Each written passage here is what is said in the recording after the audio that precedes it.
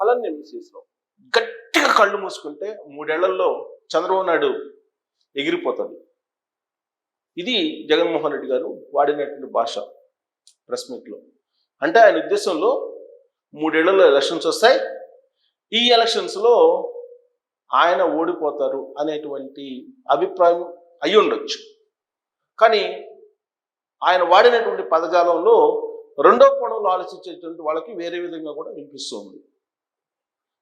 కానీ ఒక జర్నలిస్ట్గా ఆ ప్రెస్ మీట్ మొత్తాన్ని విన్న తర్వాత నాకు అర్థమైంది ఏంటంటే 3 ఏళ్లలో గట్టిగా కళ్ళు మూసుకుంటే చంద్రబాబు నాయుడు గారు ఎగిరిపోతారని, అంటే ఎలక్షన్లో ఎగిరిపోతారని చెప్పి అనుకుంటున్నాను నేను. మరి అదే అనుకుంటే ఎలా చంద్రబాబు నాయుడు గారు ఎగిరిపోయి జగన్మోహన్ రెడ్డి గారు ఎంటర్ అవుతారు? ఇది సాధ్యమా? సాధ్యమయ్యేటువంటి పనేనా అనే దాని మీద ఒక సింపుల్ లెక్క మనం తీసుకొని అంచనా వేద్దాం.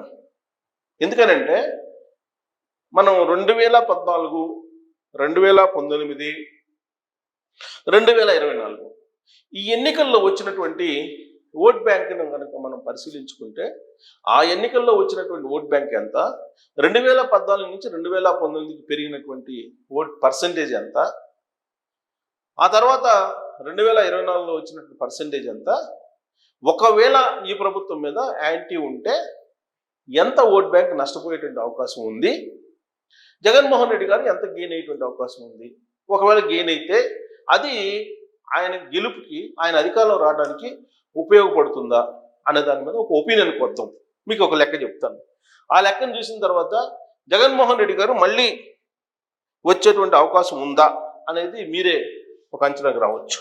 ఏంటి అని అంటే, ఇప్పుడు మనకి లెక్క తీసుకుందాం. 2014లో వైఎస్ఆర్ కాంగ్రెస్ పార్టీకి వచ్చినటువంటి ఓట్ బ్యాంక్ ఎంత?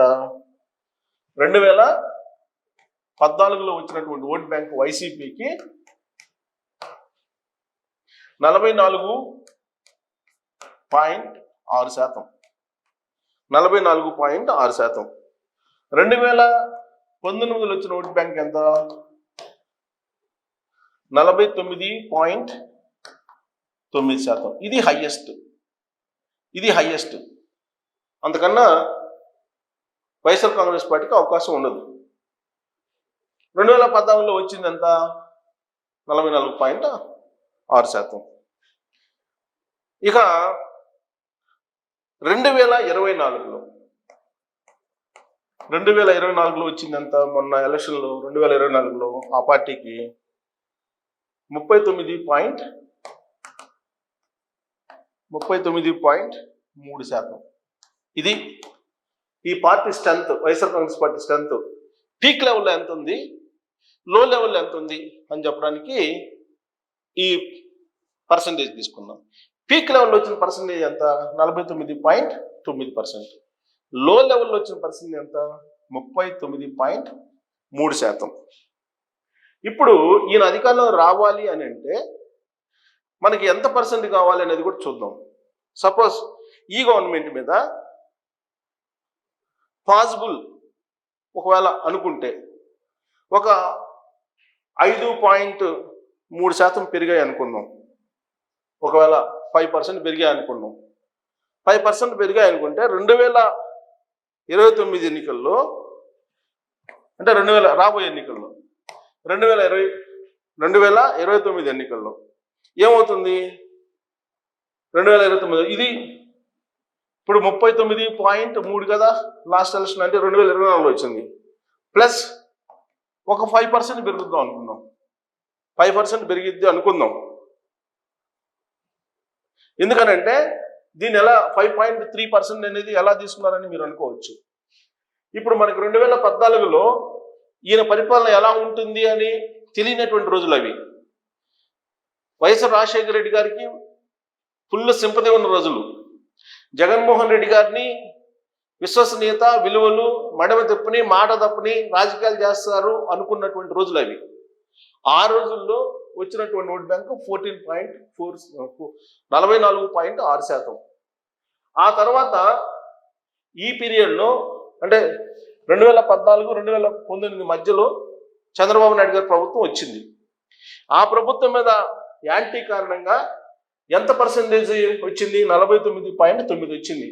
అంటే గ్యాప్ ఎంత? 5.3% యాడ్ అయింది. ఇప్పుడు 2019లో అధికారులు రావడానికి 5.3% యాడ్ అయింది. ఈ 5.3% కన్నా ఈసారి 2029లో యాడ్ కావడానికి అవకాశం ఉందా అంటే లేదు. ఎందుకంటే ఆయన మ్యాక్సిమం కెపాసిటీ అక్కడ కనిపిస్తుంది మనకి. జగన్మోహన్ రెడ్డి గారు YSR Congress party capacity maximum అక్కడ కనిపిస్తుంది. ఒకవేళ ఇన్ కేసు అంత వచ్చింది అనుకుందాం, ఇంత రావడానికి కూడా అవకాశం లేదు యాక్చువల్గా. ఎందుకంటే 2019 నుంచి 2024 వరకు జగన్మోహన్ రెడ్డి గారు ఎలాంటి పరిపాలన ఇచ్చారు అనేది ప్రజలు చూశారు. అలాగే లిక్కర్ మద్య నిషేధం అని చెప్పేసి లిక్కర్ స్కామ్ ఏ విధంగా జరిగింది అనేది మనం చూసాం. అలాగే ఇసుక పాలసీని చూసాం, ల్యాండ్ వ్యవహారం ల్యాండ్ టైటిలింగ్ యాక్ట్ని చూసాం. తర్వాత ఏ విధంగా ఆయన పరిపాలన ఉంటుంది, సిపిఎస్ రద్దు చేయలేదు, ప్రత్యేక హోదా అటకెక్కిచ్చారు, ఇవన్నీ చూశారు. మాట మీద తప్పని మాట తప్పని విశ్వసనీయత విలువలు ఇలాంటివన్నీ కూడా చెప్తే ఇప్పుడు ఆంధ్రప్రదేశ్ సమాజం పూర్తి స్థాయిలో వినేటువంటి పరిస్థితి లేదు. అయినప్పటికీ 5.3% వస్తుంది అనుకున్నాం. ఇప్పుడు 2024 నుంచి 2029కి 5.3% పెరిగిద్ది అనుకున్నాం.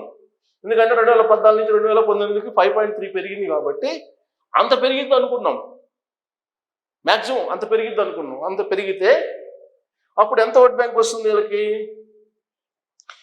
ఆ పర్సెంటేజ్ వేసుకుంటే వచ్చేదంతా ఇది 44.6% వస్తుంది. 44.6%.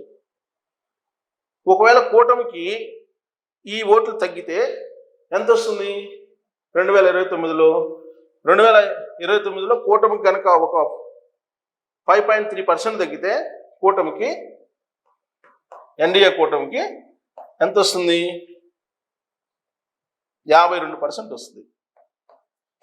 52% వస్తుంది కూటమికి. వైఎస్ఆర్ కాంగ్రెస్ పార్టీకి ఎంత వస్తుంది? 44.6% వస్తుంది. అంతే కదా. ఇప్పుడు మనం స్టాటికల్గా తీసుకుందాం.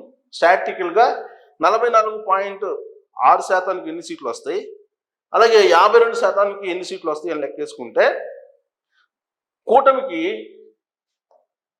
135 వస్తాయి. వైఎస్ఆర్ కాంగ్రెస్ పార్టీకి ఎంత వస్తాయి? 40 సీట్లు వస్తాయి వైఎస్ఆర్ కాంగ్రెస్ పార్టీకి. ఇది కదా. మరి జగన్మోహన్ రెడ్డి గారు 2029లో వస్తారని చెప్పి కొంతమంది సీఎం అంటూ నినాదాలు చేస్తున్నారు కదా. మరి సింపుల్ లెక్క దీన్ని చూసిన తర్వాత మళ్ళా 2029లో జగన్మోహన్ రెడ్డి గారు అధికారంలోకి రావడానికి అవకాశం ఉందా అని ఈ డేటాను బట్టి మీరు లెక్కేయండి. ఇప్పుడు 2024లో కూటమికి వచ్చినటువంటి ఓట్ బ్యాంకులో 5.3% తీసేస్తే 52% వచ్చింది. ఈ 52%కి 135 సీట్లు వస్తాయి కూటమికి. ఇప్పుడు ఒకవేళ 5.3% పెరిగినా కానీ 40 సీట్లే వైఎస్ఆర్ కాంగ్రెస్ పార్టీకి వస్తాయి. 40 దగ్గర ఆగిపోతుంది వైఎస్ఆర్ కాంగ్రెస్ పార్టీ 2029లో, అంటే నెక్స్ట్ ఎలక్షన్లో. మరి ఇంకా గట్టిగా కళ్ళు మూసి 3 ఏళ్ల తర్వాత చంద్రబాబు నాయుడు ఎగిరిపోతాడంటే ఎక్కడ ఎగిరిపోతాడు? మరి ఎందుకు చెప్తున్నారు? పేరు నాని ఏమో ఆయన వయసు 76, ఇంకెంతకాలం ముసలోడు అని అంటారు. ఆయన ముసలోడు అని అంటే ఆయనలాగా ఎవరైనా యాక్టివ్గా ఉన్నారా? పేరు నాని లేదంటే జగన్మోహన్ రెడ్డి వీళ్ళందరూ యాక్టివ్గా ఉన్నారా? పోనీ జగన్మోహన్ రెడ్డి కూడా 2029 నాటికి ఆయన కూడా దాదాపుగా సీనియర్ సిటిజన్కి దగ్గరకు వస్తాడు. ఆయన కూడా సీనియర్ సిటిజన్ అయిపోతారు. యంగ్ లీడర్ ఎవరు? లోకేష్. ఒకవేళ పేరు నాని చెప్తున్నట్టు ముసలోడి సంగతి చూస్తాడు జగన్మోహన్ రెడ్డి అని చెప్పి అన్నారు కదా, అప్పుడు సీనియర్ సిటిజన్ అయినటువంటి జగన్మోహన్ రెడ్డి సంగతి కూడా లోకేష్ గారు చూస్తారు. ఎందుకంటే ఆయన ఏజ్ తక్కువ కాబట్టి. పేరు నాని చెప్పేటువంటి భాషలో చెప్పాలని అంటే ఇక్కడ ఏజ్ని బట్టి కాదు. ఇప్పుడు చంద్రబాబు నాయుడు గారు యాక్టివ్గా ఉన్నారు.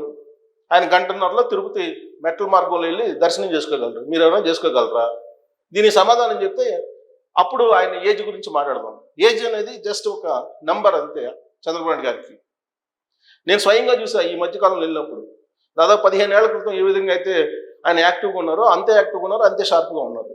బహుశా దగ్గర నుంచి పేరు నాని కానీ లేదంటే ఆయన విమర్శించేటువంటి ఆయన ఏజ్ గురించి మాట్లాడేవాళ్ళు దగ్గర నుంచి చూసి ఉండరేమో బహుశా.